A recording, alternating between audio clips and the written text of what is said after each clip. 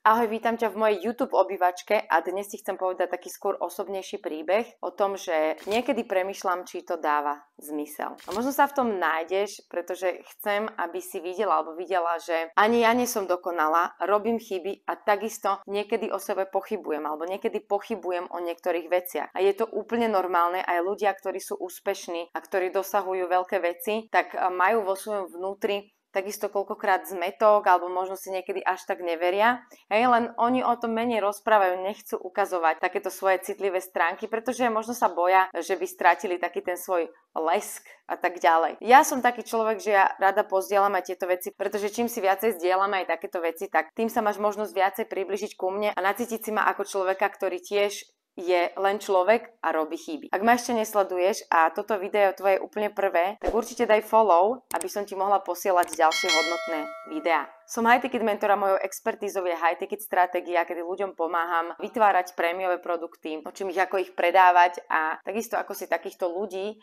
bonitných, ktorí nakupujú prémiové produkty a služby, priťahovať. Pomáham napríklad aj s uzatváraním do spolupráce alebo so sociálnymi sieťami a tak ďalej, ale tá moja hlavná expertíza je high ticket.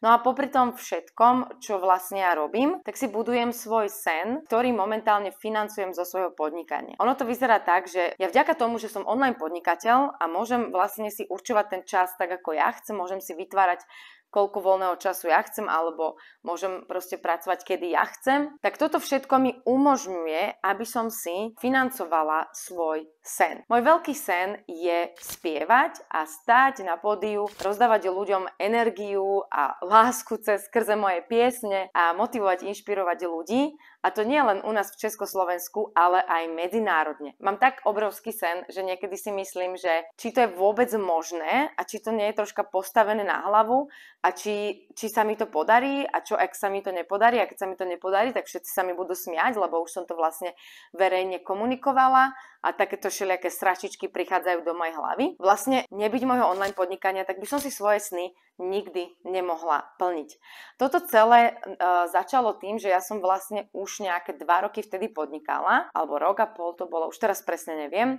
A ja som si povedala, že ja sa chcem znova vrátiť k hudbe, pretože ja som kedysi spievala, chodila som po rôznych podnikoch a spievala som prevzaté skladby, a bola som veľa v zahraničí a tak ďalej. No a potom som to zavesila na klinec aj kvôli tomu, že sa mi narodilo jedno dieťa, potom druhé dieťa a v podstate už som nemala možnosť cestovať. To sa dozvieš v rámci toho, jak rozprávam niekedy o sebe svoj príbeh, ale to tu teraz nechcem rozbalovať. A vlastne, ja keď som začala podnikať, tak som bola úplne ponorená v tom, veľa som študovala, veľa som sa zaujímala práve o online podnikanie, marketing a všetko som chcela vedieť, aby som bola čo najlepšia. Po nejakom čase mi začala hudba zasa chýbať a povedala som si, že nechcem byť bez svojej lásky, bez hudby, pretože to je kus mňa. Ja nie som len človek, ktorý vlastne pomáha ľuďom dostať ich biznis na next level. Ja som aj človek, ktorý vyjadruje svoje emócie a pocity skrze hudbu. A keď tú hudbu nemám, tak sa trápim, tak som smutná. Čiže ja potrebujem tú hudbu, ja potrebujem stáť na pódiu, ja potrebujem spievať a potrebujem vlastne tým ľuďom dávať hodnotu aj skrz svoje skladby. Preto asi tak pred 2 rokmi skrsla myšlienka toho, že by som si mohla natočiť svoj vlastný album, ale vieš, ja som si myslela, že ja som stará na to, že aby som si mohla točiť svoj vlastný album, že kto ma bude počúvať, že už mám toľko a toľko rokov, už som si prešla tým a tým, sú tam mladšie a všetky tieto sračičky, ktoré som mala v hlave. A potom som si povedala, že a stačí, ja si ten album natočím, aj keby som ho mala počúvať sama. No a vzniklo vlastne 5 slovenských skladieb, 2 už sa umiestnili v rádiu, čo som vlastne ani nečakala, že pôjdu až do rádia. Aj som tam robila nejaký rozhovor a tak, ale nejaký signifikantný úspech nedosiahli, pretože sa nedostali do každej domácnosti. V podstate pre mňa to bol úspech, že sa to dostalo ďaleko, pretože pôvodne som bola pripravená na to, že ich budem počúvať len sama, takže pre mňa celkom prekvapivé, že sa dostali aj do rádia a v podstate do nejakej mojej blízkej komunity. No ale nebol to taký signifikantný úspech, aký by som si napríklad prijala, hej. Čiže potom som si povedala, že nebudem teda robiť slovenské skladby, začnem robiť anglické skladby, pretože chcem ísť viacej do zahraničia, presadiť sa aj vonku, takže rovno už začnem s anglickými skladbami. No a teraz plánujem svoj videoklip, ktorý budem natáčať, prvý anglický videoklip, potom bude koncert koncom roka, na ktorý vás srdečne pozývam. Tam predstavím svoje skladby, no a bude to taký úplne prvý autorský koncert. No a potom tie skladby chcem propagovať skrze sociálne siete, aby sa dostali čo najviac k ľuďom. Absolútne netuším, čo z toho bude, neviem, či sa mi to podarí, neviem, či prerazím do zahraničia, neviem, absolútne neviem. Ten môj sen je tak obrovský a tak strašne som z neho nadšená a namotivovaná, že ani radšej nechcem mysleť na to, že čo keď sa to nepodarí. Niekedy ma tak ako pichne pri srdiečku, keď dostanem nejakú treba z negatívnu spätnú väzbu, alebo niekto ma tak pichne do živého, ako napríklad minula jedna pani, ktorá mi tak nenápadne naznačila, že či to nemám len náhodou drahé hobby. A to ma pichlo pri srdiečku. Samozrejme, kebyže tam nemám o sebe tie pochybnosti vo vnútri, tak to so mňou nič nespraví a idem ďalej.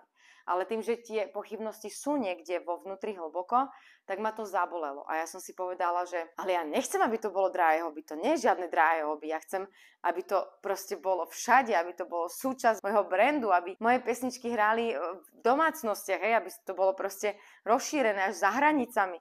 Ja nechcem, aby to bolo drahé hobby. Ale tým, že vlastne ma pichla do srdca a akoby pošťuchla také moje pochybnosti, tak v podstate ja osobne som tam mala niečo, že ja si asi pravdepodobne myslím, že či to vôbec dáva zmysel, že či naozaj tam nevyhadzujem len tak peniaze von z okna a možno z toho nikdy nič nebude a koľko peňazí a energie a času som už minula, mohla som to investovať niekam inám, že?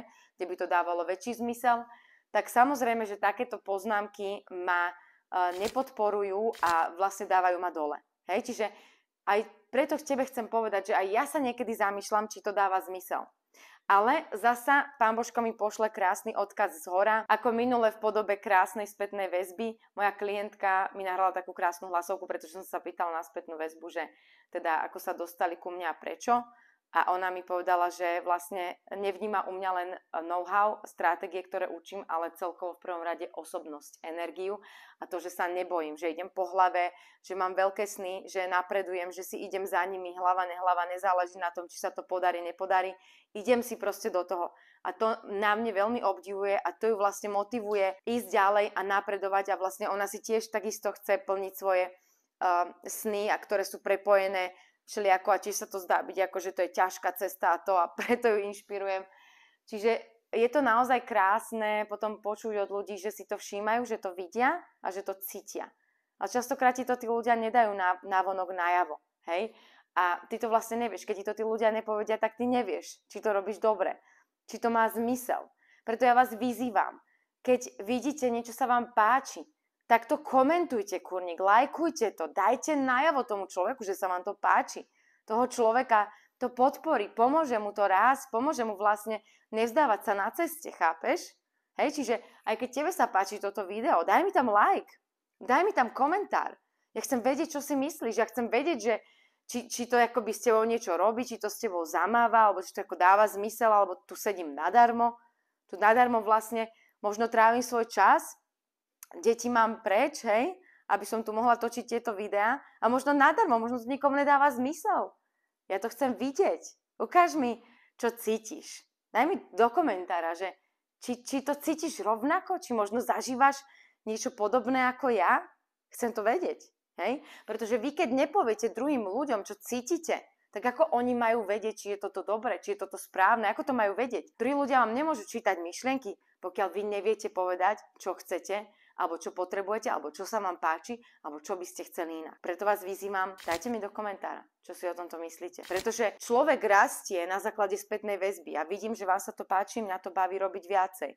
Ja vidím, že mám viacej lajkov, viacej followerov, vidím, že sa moje videá zdieľajú, posúvajú sa ďalej, mňa baví viacej točiť, baví ma viacej investovať, baví ma robiť lepšie videá, chápeš? Ale keď tam len pozeráš a potom to ako swipeneš a ideš ďalej a nič tam nedáš, tak ja neviem, či to dáva zmysel alebo nie, vieš? A na tomto veľa ľudí potom aj zhasne na tej ceste. Prestane proste tvoriť obsah, prestane točiť videá, lebo však nikoho to nezaujíma. A pritom ten človek nevie, že ďalších x ľudí ho sleduje, len mu tam nedajú ten like, nedajú mu tam ten komentár, nedajú mu tam tú podporu. Keď vidíte, že niekto sa snaží, tvorí content, pravidelne dáva hodnotu zdarma, podporte to.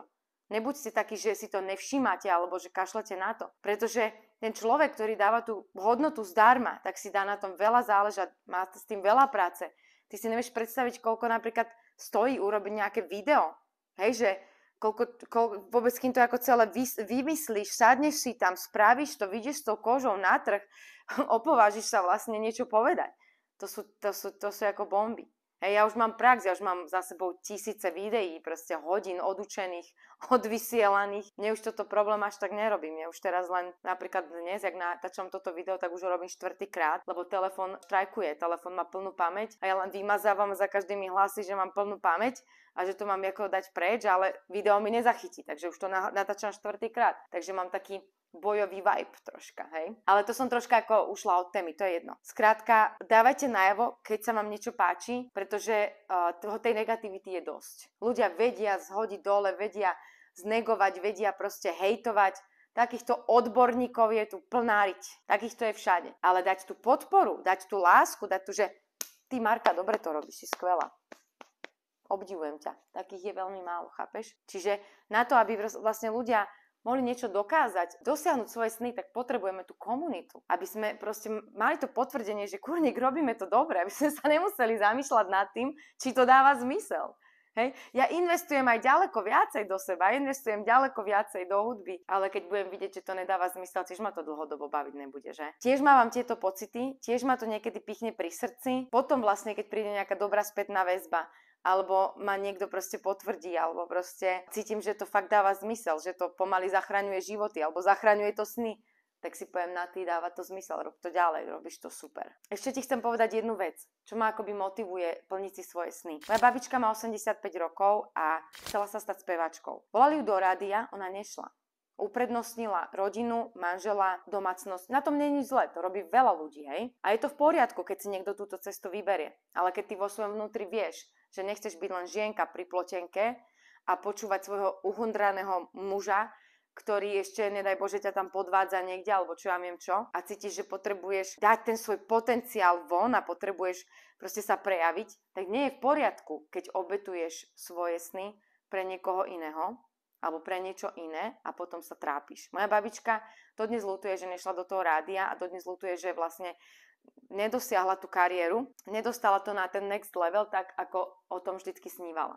A ona je preto pre mňa motivácia a inšpirácia. Ja som jej povedala, babi, ja to nespravím. Aj keby som nemala uspieť, ale uspejem v tom, že spravím všetko preto, aby som to naplnila. Všetko preto spravím. Všetko, aby som si splnila svoje sny. Ja neviem, či sa mi podaria. Ja neviem, či to zvládnem. Ja neviem, či všetko pôjde podľa plánu. Ale jedno viem. Dám do toho seba. Dám do toho všetko a urobím všetko, čo bude v mojich silách. Až pokiaľ sa nedostanem do bodu, že si poviem, že tu už som naozaj nevedela nič spraviť. Proste sa nedalo. Hej? A k tomu vyzývam aj teba. Nehovor, že je niečo ťažké, že sa niečo nedá. Choď, správ to a ukáž, či je to ťažké. Presvedč sa o tom, či je to ťažké. Nehovor, že to je ťažké, pokiaľ nevieš. A prosím ťa, nepočúvaj všetkých tých pochybovačov, pochlebovačov, ktorí sa ťa snažia dať dole. Pretože ľudia, ktorí dosiahli veľké výsledky, dosiahli viac ako ty, ťa nikdy nedajú dole. Takíto ľudia ťa podporia a povedia ti, dobre to robíš, go girl, super, skvelá práca, pokračuj. Ľudia, ktorí nič nedokázali, alebo málo dokázali, alebo nedokázali to, čo chceli, ťa dajú vždycky dole a povedia, čo sa ty tu snažíš, kam sa ty hrábeš a podobne, hej. Takíto ľudia ťa vždycky dajú dole. Pretože oni nechcú, aby si im nastavovala alebo nastavoval zrkadlo. Pretože v tom zrkadle uvidia samých seba. V tom zrkadle uvidia, čo mohli dokázať a nedokázali. Chápeš? Preto nepočúvaj takýchto ľudí, počúvaj svoj hlas, počúvaj svoje vnútro, stíš sa, vypni tú telku, nečum do toho mobilu, nepozerajte sociálne siete, kto tam s kým, kedy, kde, čo, na čo, za čo, to je úplne jedno. Stíš sa, vypni sa, choď do svojho vnútra, a vypočuj si svoj hlas vnútorný, ktorý ti šepká a ukazuje ti tú správnu cestu. Takže toto som ti chcela dnes povedať a prosím ťa, nezabudni ma sledovať, pretože mám pre teba viacej takýchto úžasných videí a budem veľmi rada, keď mi dáš follow, takisto mi dáš komentár, pretože ako sme si hovorili, spätná väzba je pre mňa sakra dôležitá. Vieš, motivuje ma, vlastne ma kope do zadku, aby som ti dávala ešte viacej hodnoty. Teším sa na teba, na to, kedy sa niekde uvidíme, možno v nejakom mojom kurze, možno na webinári, možno naživo, možno na koncerte, to je jedno. Teším sa na teba a keď sa nikdy neuvidíme, tak verím, že aspoň takto online, cez nejaké komentáre, si vymeníme nejakú spätnú väzbu. Takže daj mi do komentára, či sa ti video páčilo a či v tebe zanechalo nejaký dojem a budem sa tešiť, keď to budem čítať. Ahoj!